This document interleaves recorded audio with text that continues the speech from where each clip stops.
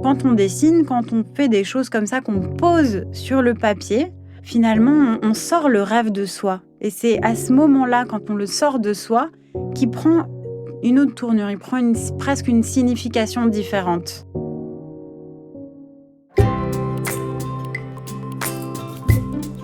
Bonjour tout le monde, c'est Xavier Pitois.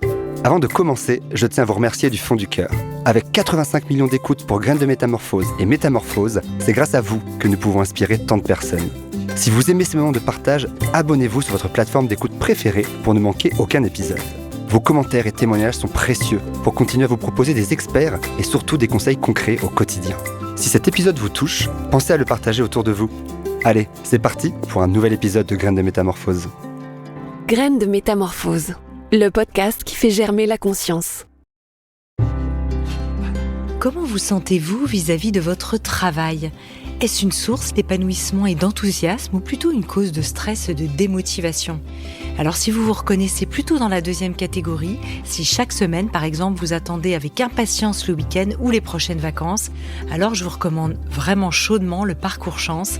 Vous le savez, un partenaire fidèle de Métamorphose. Parce que la vie est trop courte pour être gaspillée dans un travail qui ne vous convient plus. Chance, c'est bien plus qu'une simple plateforme, c'est une communauté d'entraide professionnelle déterminée à vous aider à retrouver votre place dans le monde du travail. La méthode de la communauté Chance est unique et éprouvée. En seulement 3 mois, vous pourrez redéfinir vos objectifs professionnels et retrouver ce qui vous passionne vraiment avec l'accompagnement d'un coach professionnel dédié. Si ce message trouve écho en vous, je vous invite à passer à l'action dès maintenant. Rendez-vous sur le site chance.co pour bénéficier d'un entretien gratuit avec un conseiller et changer ce qui ne va plus dans votre vie professionnelle. Nous passons environ un tiers de notre vie à dormir. Pourtant, derrière nos nuits, se cache un monde souvent méconnu, celui des rêves. Depuis la Grèce ancienne jusqu'aux recherches modernes en neurosciences, ces voyages oniriques nous invitent à explorer nos émotions, à connecter nos aspirations profondes et à révéler nos parts d'ombre comme de lumière. Comment interpréter ces songes ? Quels outils simples permettent d'en tirer des enseignements concrets ? Comment les rêves peuvent-ils devenir des alliés dans notre vie quotidienne ? Mon invitée du jour est une artiste passionnée par le sujet des rêves qu'elle a exploré dans son dernier livre, Le guide pour se connecter à ses rêves, publié aux éditions Très Daniel. Ensemble, révélons le potentiel magique et transformateur de vos rêves. Bonjour Anaxar et bienvenue dans Graines de Métamorphose. Bonjour. Tu te sens bien ? Oui, très bien, merci. Parfait. Alors Anna, pour commencer, petite curiosité et pour introduire le sujet à nos auditeurs et auditrices, pourquoi et comment est-ce que tu t'es intéressée au sujet des rêves en tant qu'artiste ? Eh bien, en fait, ce sujet des rêves est venu me cueillir depuis l'enfance. En fait, depuis l'enfance, je fais des rêves extrêmement puissants et intenses. Et en fait, c'est justement cet intérêt pour le rêve qui est venu faire un lien avec cette passion que j'ai pour le dessin. Donc très petite, j'ai commencé à du coup être fascinée par ce monde onirique qui m'habitait et qui était très présent dans ma vie. Et du coup, j'ai commencé à le dessiner, à le raconter par cette autre passion que j'ai voilà, depuis l'enfance. Et très vite, il s'est créé voilà, un espèce de lien incroyable entre l'illustration de ces histoires, des histoires fantastiques. Et puis, je me suis très vite aperçue par le dessin et puis aussi par finalement cette manière qu'avait cette pratique du dessin et de l'écriture du rêve. C'était devenu un petit peu comme un exutoire, un endroit où je venais exprimer tout ce que je voyais finalement dans ces films, dans ces rêves incroyables qui prenaient beaucoup de place en fait dans mon quotidien. Mmh. Donc voilà, au fur et à mesure du temps, j'ai continué cette pratique et cette passion finalement pour le rêve et aussi pour le dessin ne m'a pas quittée puisque j'ai choisi de faire des études d'art et que voilà, le rêve est devenu même mon projet de master.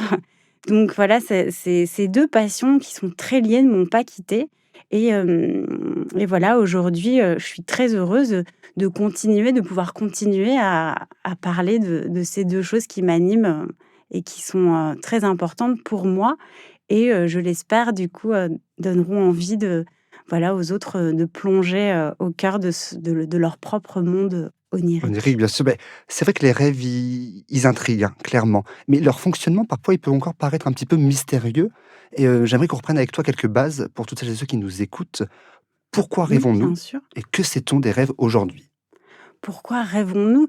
Justement, c'est une question intéressante qu'on je pense qu'on se pose depuis la nuit des temps. D'où viennent les rêves? Est-ce qu'ils ont une part de divin? Est-ce qu'ils viennent, d'où ils viennent? Quels est, les grands penseurs, les grands philosophes, on parle d'Aristote à Platon, se sont demandé, quelle est cette dimension finalement de la pensée, consciente et inconsciente et d'où elle vient? Est-ce qu'elle vient de nous? Est-ce qu'elle vient de quelque chose de divin ou de magique?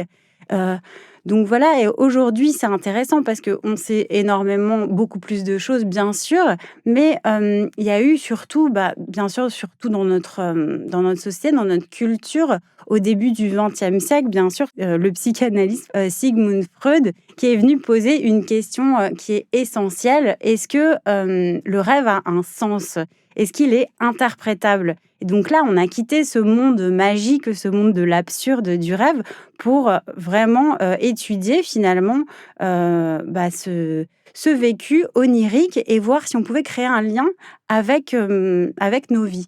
Et Mmh. donc voilà, c'est donc, Sigmund Freud qui théorise l'inconscient, qui théorise le rêve et qui nous dit, pour Freud, le rêve est finalement, un désir inavoué, quelque chose, un fantasme.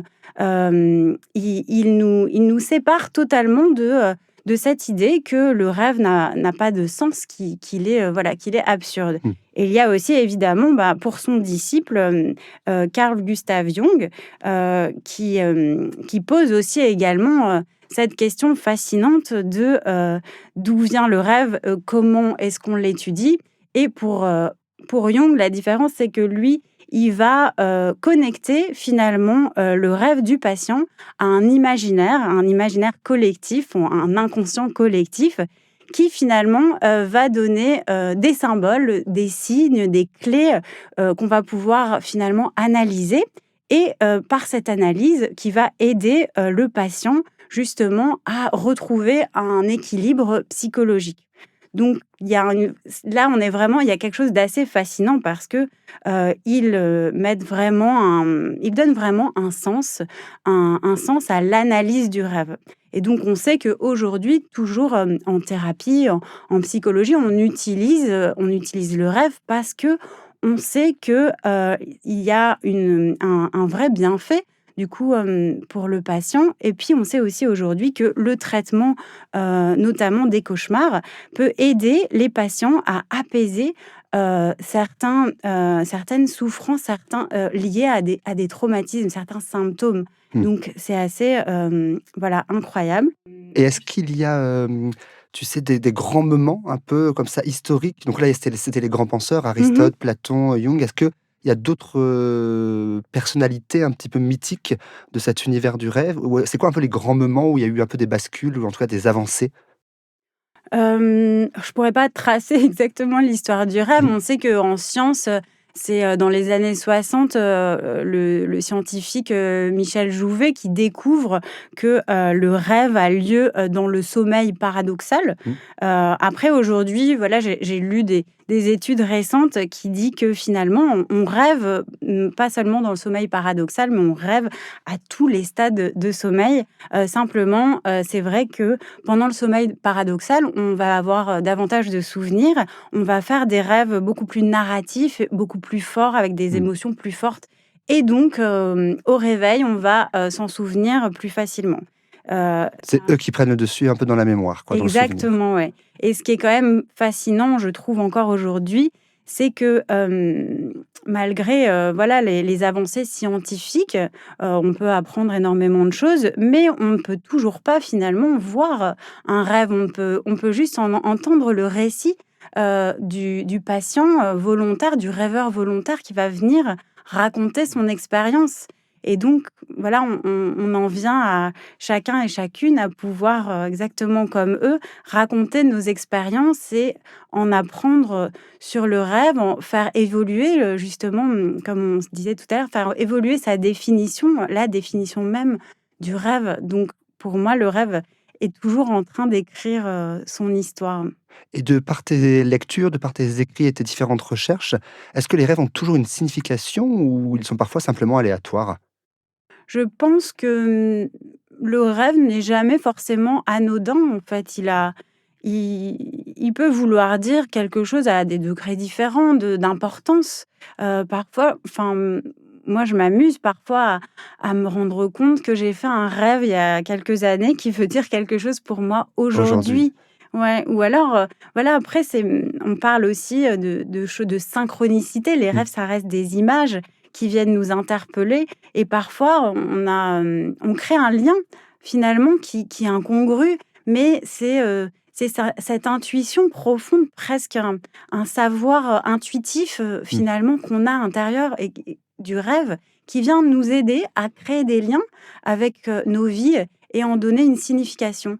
Par exemple, ça peut être, j'ai fait un rêve, une histoire, qui me paraît complètement, bizarroïde comme le sont souvent les rêves et je vais pas avoir, vraiment la signification, de ce rêve. Je me dis: «Bon, bah, j'ai juste fait un rêve étrange», comme on m'en raconte souvent et puis voilà, je vais, lire quelque chose, écouter un podcast, écouter une chanson qui a rien à voir et là, il va se passer quelque chose, il va y avoir une sorte d'émotion, de révélation qui va venir à moi et en fait, je vais comprendre ce rêve, pourquoi j'ai fait ce rêve, en fait. Quel était le symbole Mmh. derrière l'image? Quel est, en fait, le rêve n'est pas simplement une image, finalement, c'est une expérience. Quelle est l'émotion qui se cache derrière l'image? Et c'est ça, en fait, et je pense qu'aucune émotion, du coup, n'est anodine et qu'elle raconte forcément, quelque chose de nous, plus ou moins, Ouais et puis là, c'est le passage par le corps cette fois, enfin en tout cas par, c'était dans nos pensées, le rêve Mmh. et là finalement ça passe par le corps, une émotion, une sensibilité, un ressenti.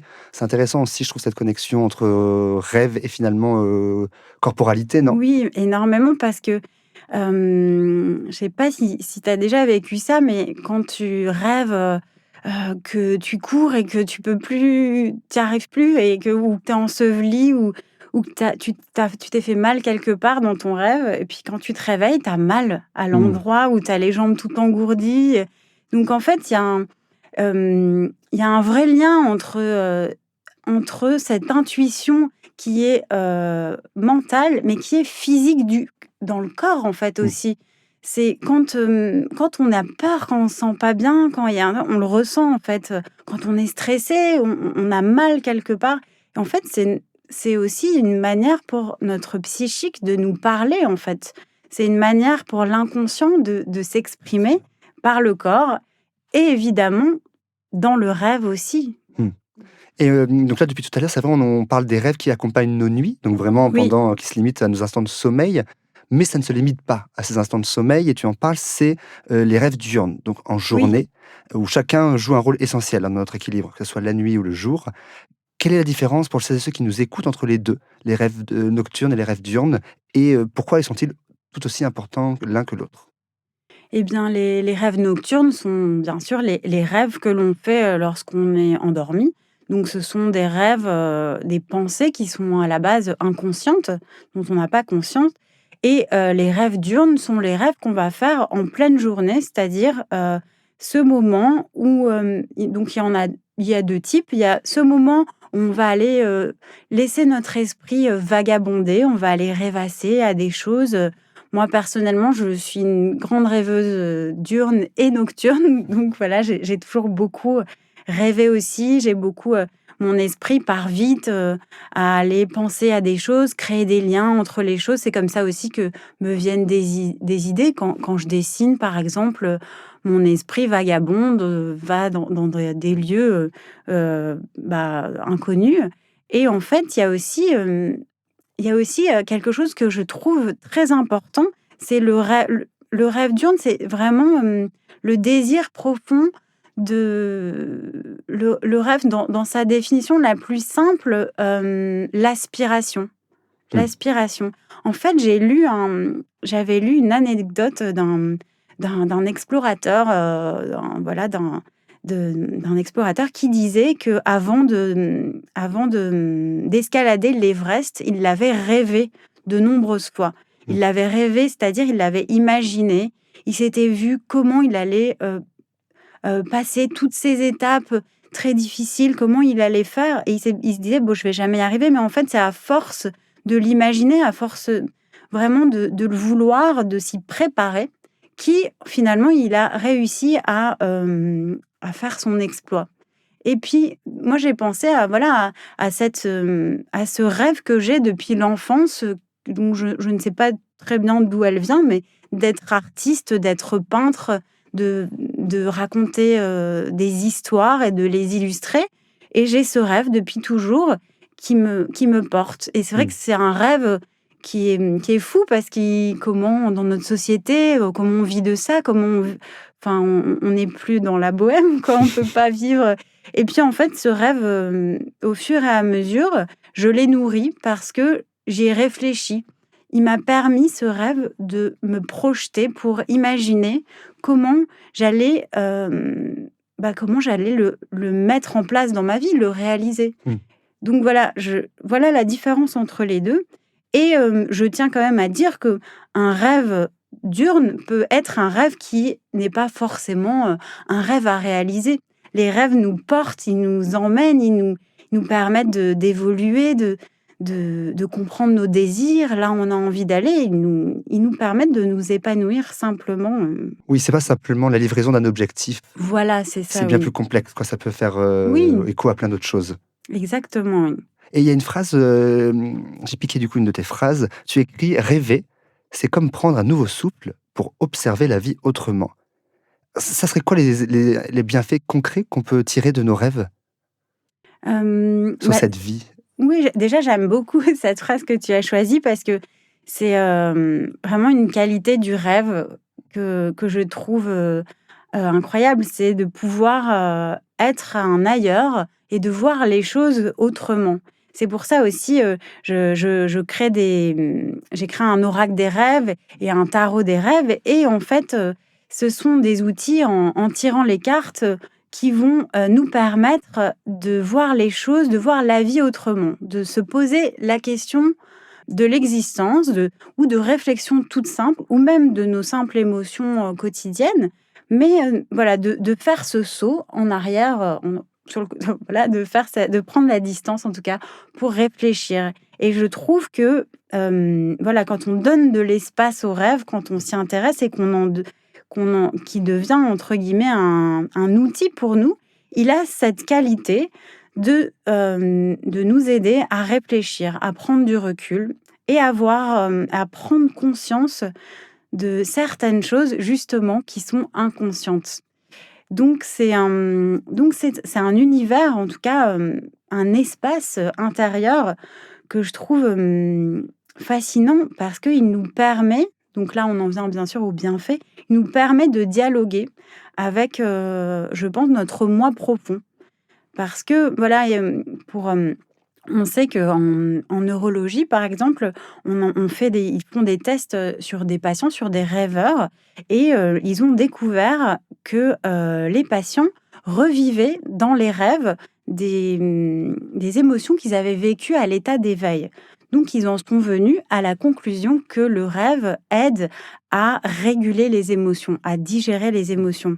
Et c'est assez fascinant parce que, voilà, rien que moi, dans ma pratique d'écrire mes rêves, d'essayer de comprendre du coup ces émotions, oniriques, finalement, par ce travail, je viens, je plonge en moi pour essayer de mieux me comprendre. Je fais c'est une sorte d'introspection, en tout cas, pour aller, essayer oui, de mieux me connaître, de faire des choix plus en conscience de qui je suis et puis de ce qui m'entoure. Donc, voilà, les rêves nous permettent tout ça. Et puis, voilà, ce sont aussi des choses, quelque chose d'assez merveilleux qu'on possède tous, cette capacité à rêver.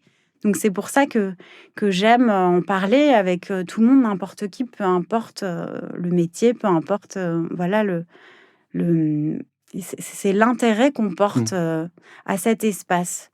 Euh, Après, il y a encore un bienfait que je trouve assez incroyable, c'est au niveau de la créativité, au niveau de l'imagination.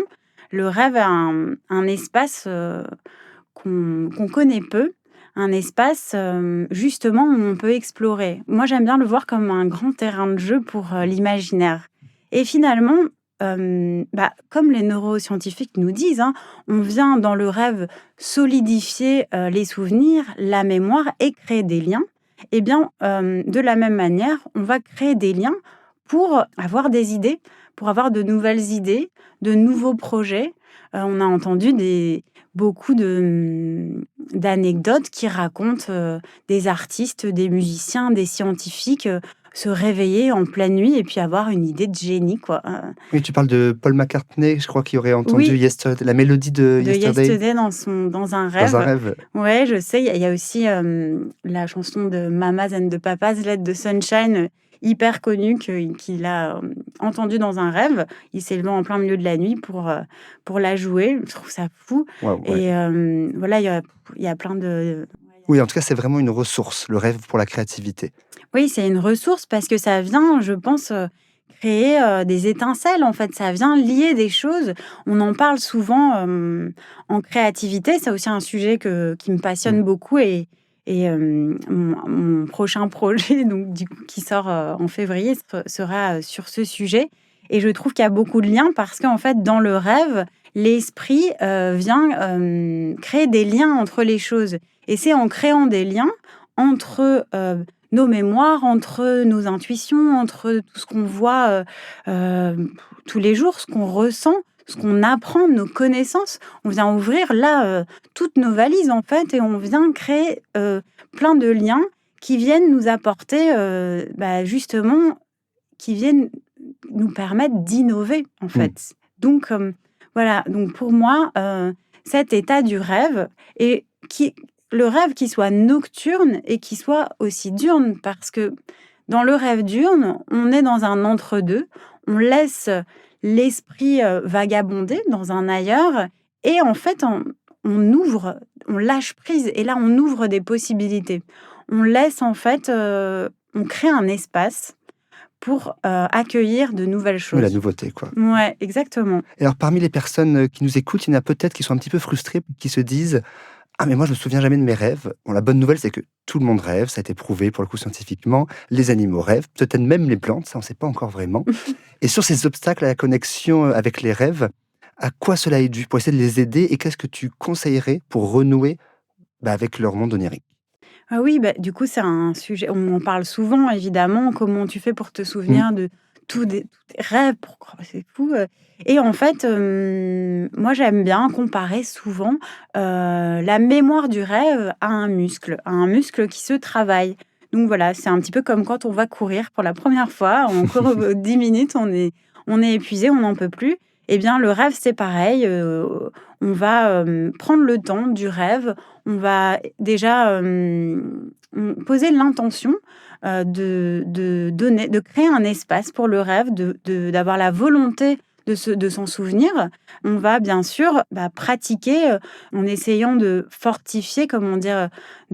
Fortifier sa mémoire. Donc moi, l'exercice, qui m'a permis vraiment, de développer cette conscience onirique, de développer la conscience dans les rêves, ça a été l'écriture du journal de rêve Mmh. que je conseille grandement parce que c'est assez incroyable. Même si on se souvient pas, voilà, on va me dire, moi, que écrire si je me souviens de rien? Eh bien, en fait, parfois, quand on se réveille le matin, on a une humeur, on a une empreinte du rêve. Et bien, simplement ça, mettre justement une humeur, une couleur. Est-ce que je suis fatiguée? Qu'est-ce que, si j'ai rien vu, voilà, on va peut-être mettre une couleur, une émotion. On peut faire des listes de mots, tout simplement, si on n'a pas envie de rédiger. Des listes de mots qui vont nous rappeler à notre rêve. On peut faire, enregistrer son rêve avec son téléphone. On peut, Idéalement, c'est quoi? Tu conseillerais le journal de rêve? Tu conseillerais, en fait, c'est chaque personne le fait un peu sur mesure en fonction de ses possibilités, de ses envies. On peut aussi varier l'écriture, l'audio, le dessin. Comment tu conseilles un peu de prendre en main ce journal des rêves? En fait, je pense que ça dépend de chacun et chacune. Moi, j'aime, les stylos, les carnets, les crayons. Mmh. Moi, quand, en fait, je prends le temps, d'écrire, en fait, le moment où je vais écrire mon rêve, le rêve change déjà. Parce que finalement, le mot que je vais écrire, la phrase que je vais écrire, tout de suite, mon cerveau, il va connecter avec autre chose. Donc moi, c'est quand j'écris que, j'ai des idées qui, apparaissent, que mon intuition, elle vient, me révéler en fait, Mmh. elle vient m'aider déjà à interpréter le rêve. Donc voilà, moi je pense que, quand on écrit ou quand on dessine, quand on fait des choses comme ça, qu'on pose sur le papier, ça peut être aussi écrire, voilà, sur son téléphone, pourquoi pas, si on est plus à l'aise et finalement, on sort le rêve de soi et c'est à ce moment-là, quand on le sort de soi, qu'il prend une autre tournure, il prend presque une signification Différente, ah différente. ouais. Exactement et en fait, il s'imprègne, dans notre, cerveau, mais dans notre corps aussi. On parlait du corps tout à l'heure. On va faire un geste d'écrire, on va bon, on va écrire sur un papier. En fait, c'est comme quand on est Ça vient figer quand même, même ouais, si c'est pas ça vient gravé, ouais. figer. C'est comme quand on est enfant, que pour apprendre une poésie, voilà, il y en a qui sont moi, je sais que j'avais besoin d'écrire, j'ai besoin d'écrire pour, retenir, pour ça crée quelque chose en moi, en fait. Parce que Mmh. ça vient on parle de métamorphose, ça vient, transformer quelque chose en autre chose, qui prend du coup tout son sens. Et l'idéal, c'est quand même de pas trop patienter une fois le réveil effectué.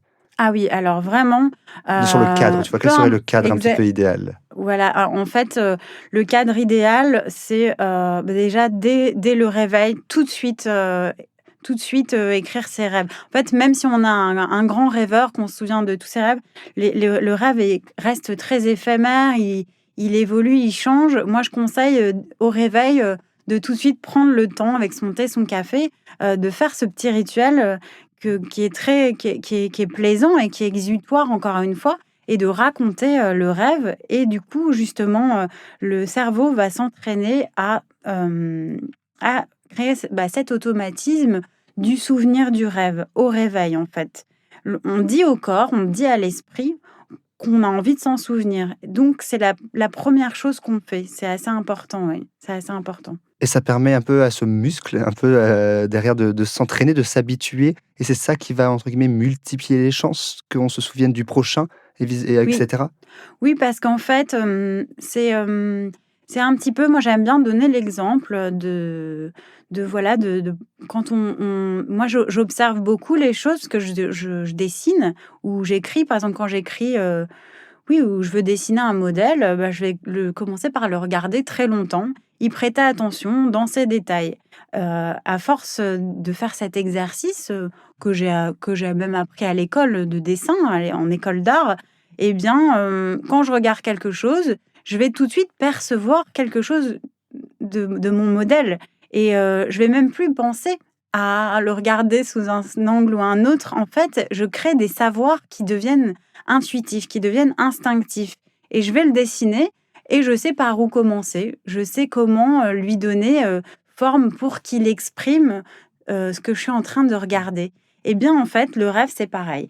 Plus on va, l'écrire, plus on va, lui donner forme, plus on va finalement, faire ce travail de décortiquer l'observation, l'écoute de ce rêve et plus ce savoir devient instinctif. C'est-à-dire que, au moment même et ça j'en ai vraiment conscience, au moment même où on est en train de rêver, où on vit dans le rêve, il y a quelque chose en nous, un savoir qui vient, s'inscrire en nous et qui fait que, on va se souvenir davantage du rêve. En fait, on vient prendre des petites photos. Voilà, moi j'imagine.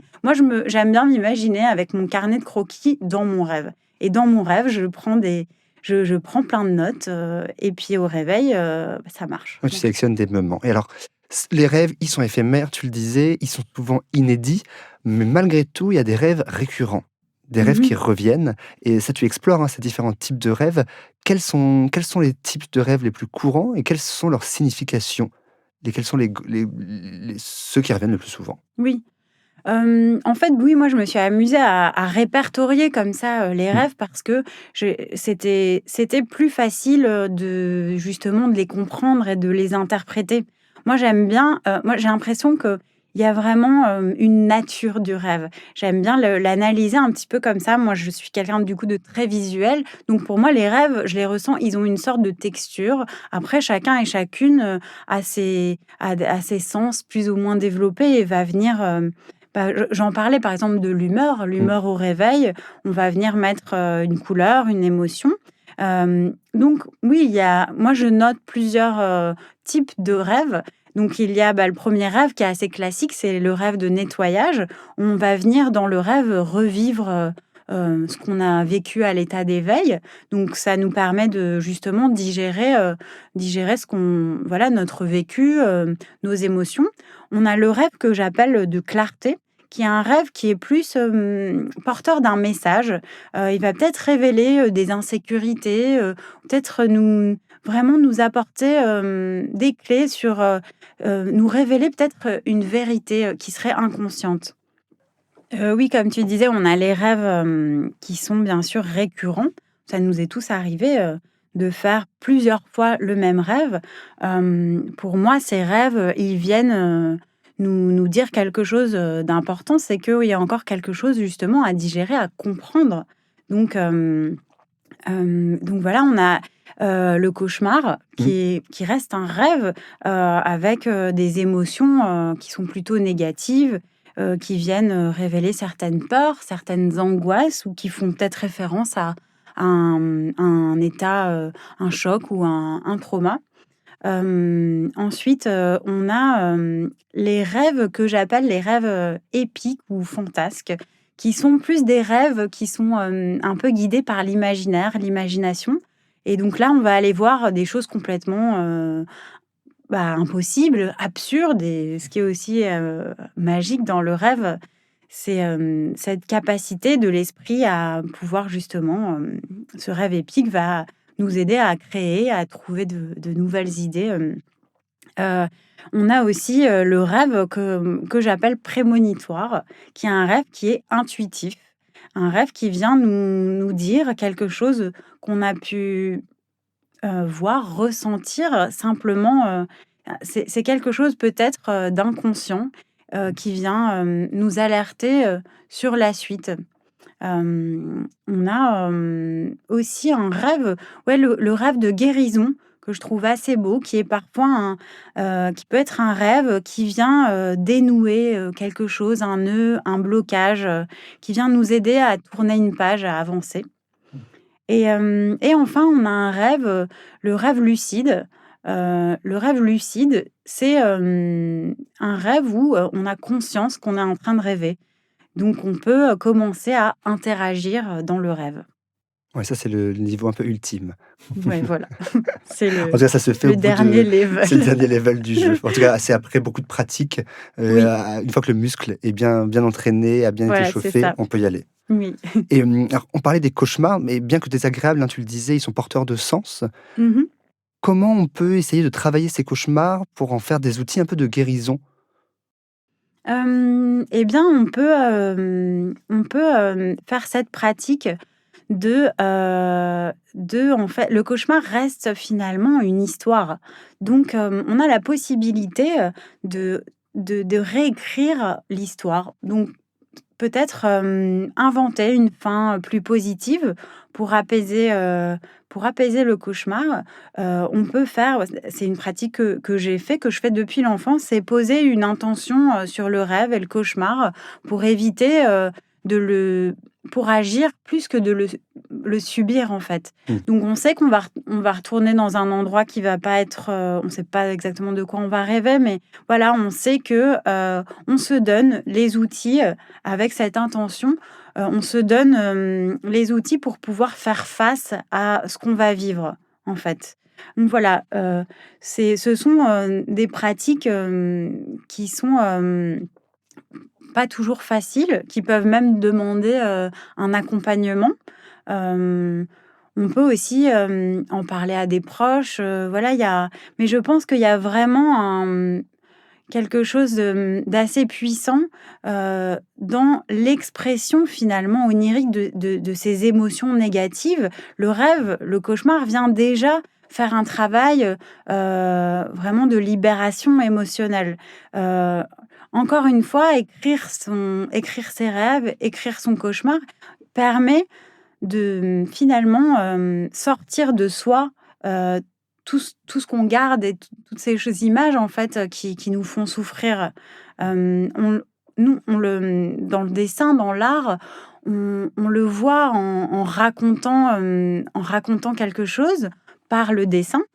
On peut déjà, s'apaiser, on peut guérir, certaines blessures. Plein d'artistes l'ont fait et c'est un outil qui est assez magique.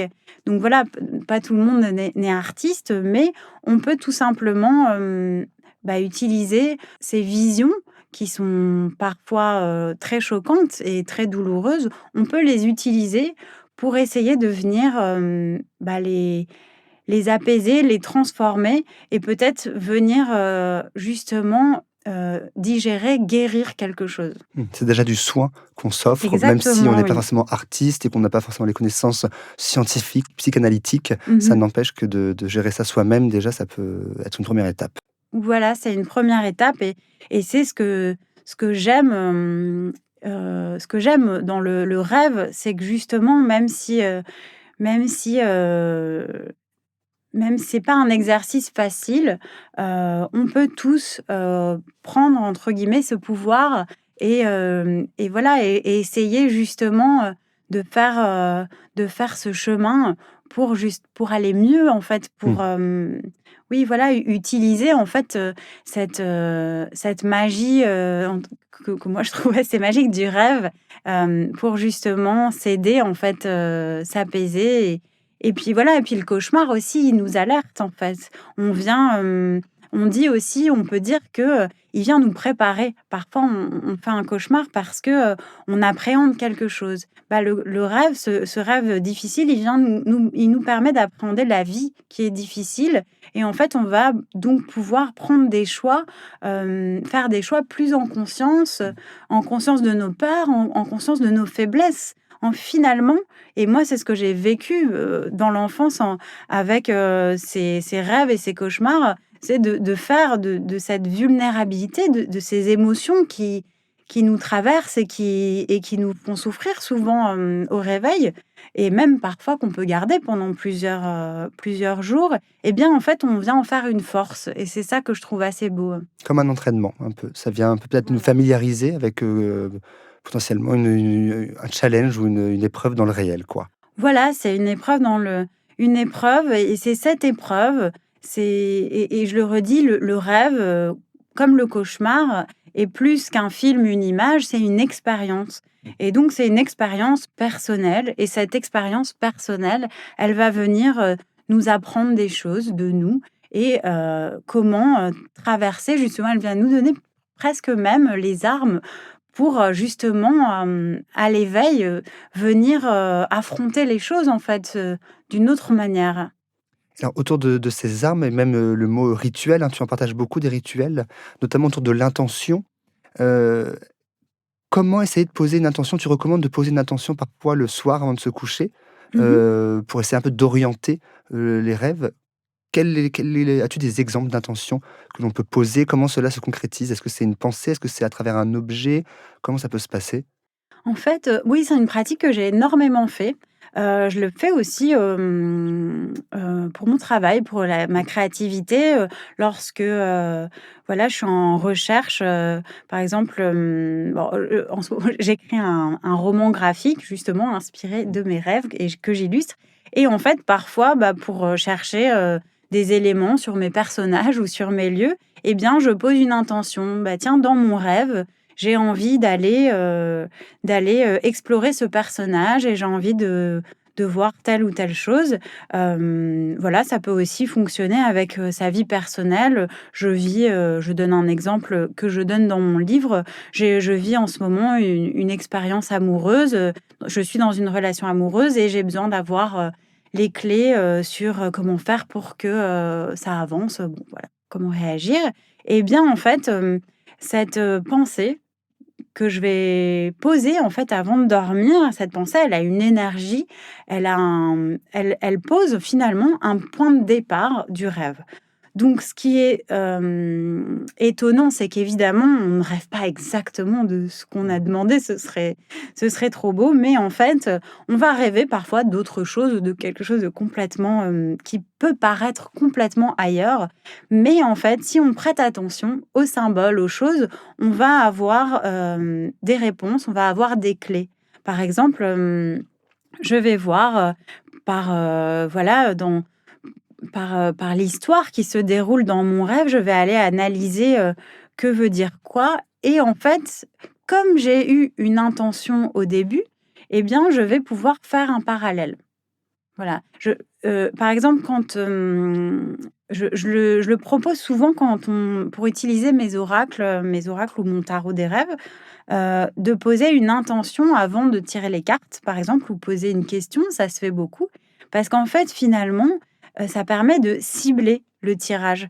Donc voilà, je vais avoir une idée, quelque chose, un thème, quelque chose qui me tient à cœur et donc finalement, le résultat que je vais avoir et que je vais découvrir, dans les livrets va venir, m'apporter des réponses, sur quelque chose de précis. Eh bien, le rêve, c'est pareil.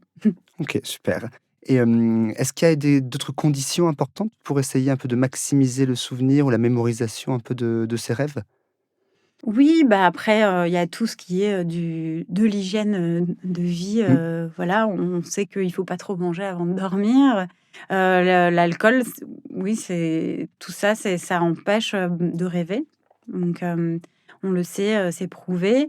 Ouais, il faut avoir un bon sommeil, en fait, une hygiène. En fait, le sommeil, comme le rêve, il fait partie, de notre santé. Donc Mmh. c'est ça, en fait, en prendre soin, et puis, voilà, on peut pas tous le faire, mais on sait que, pas trop regarder son téléphone, des écrans, en fait, c'est un peu comme tout, voilà, c'est prendre un moment, un temps calme pour soi. En fait, c'est aussi se dire que quand on va rêver, on va faire un plongeon, en soi, on va aller, on pose l'intention, on va aller dans la quête de quelque chose. Donc on va être, voilà, comme encore une fois un explorateur, on va venir se préparer, à vivre et à recevoir, à accueillir en fait ce que le rêve peut nous offrir et ça, je pense que c'est très important, oui. Mmh. Alors on arrive à la fin de cette interview, Anna, mais pour finir sur une note inspirante pour nos auditeurs et auditrices qui souhaiteraient dès ce soir plonger dans leur monde onirique, quel est le premier petit pas concret à faire pour commencer cette exploration? Eh bien, le premier petit pas, moi je dirais, tout simplement déjà, de, d'avoir cette volonté de faire, une place à ses rêves, qu'ils soient diurnes et nocturnes. Donc vraiment de se dire, «Je crée un espace pour eux. Je les intègre, dans mon quotidien, dans ma vie», tout simplement. Pour un deuxième pas, c'est vraiment on en a beaucoup parlé, c'est vraiment le journal de rêve qui pour moi je trouve, est, essentiel. Après un autre petit pas, très simple, c'est justement raconter ses rêves, à son entourage et du coup en discuter en fait. Parce que rien qu'en en parlant et en se documentant sur le sujet eh bien on va créer un espace, à ce monde intérieur, onirique. Mais ça peut peut-être reprovoquer aussi, comme tu disais, des sources pour la créativité ou pour derrière des désirs un peu professionnels, personnels, c'est plein de surprises, quoi. Oui, c'est ça et puis aussi, il y a, une image, en tout cas une métaphore, ce que j'aime bien, c'est de me dire, que, on faut pas oublier que le rêve est un langage. C'est un langage, c'est un espace, de communication finalement. Le rêve, il fait la navette entre, notre moi profond, entre un espace où, de savoir inconscient, intuitif, émotionnel, créatif comme on disait et il vient finalement ce rêve, il vient nous raconter des choses, il vient nous parler et en fait, on peut tout simplement déjà en premier pas aussi se dire que on va venir dialoguer dans le rêve. Et ça, je trouve que c'est une autre manière d'observer ses rêves et de les voir. Qu'est-ce que mon rêve vient me dire de moi et de ma vie aujourd'hui et de mon avenir, de mon passé. Voilà. Tout ce voyage, quoi. Exactement. 3 pas au lieu d'1, c'est super pour commencer du coup à rêver dès ce soir. Je te remercie infiniment, Anna, pour cet échange, voilà, pour tous ces conseils un peu captivants et inspirants. Je rappelle que ton livre, Le guide pour se connecter à ses rêves, est une invitation à explorer notre inconscient et je recommande du coup à nos auditeurs de s'y plonger. Et on peut également te suivre sur les réseaux sociaux. C'est ça. À bientôt, Anna. Merci beaucoup. À bientôt. Merci d'avoir écouté cet épisode. S'il vous a plu, n'hésitez pas à aller vous abonner directement au podcast sur votre plateforme d'écoute préférée. Il vous suffit de taper Graines de Métamorphose dans la barre de recherche pour le retrouver. Vous pouvez aussi nous suivre et découvrir les actualités du podcast sur notre Instagram, Graines de Métamorphose. On se retrouve la semaine prochaine, même jour, même heure, et en attendant, retrouvez Anne et ses invités avec de nouveaux épisodes de Métamorphose, le podcast qui éveille la conscience.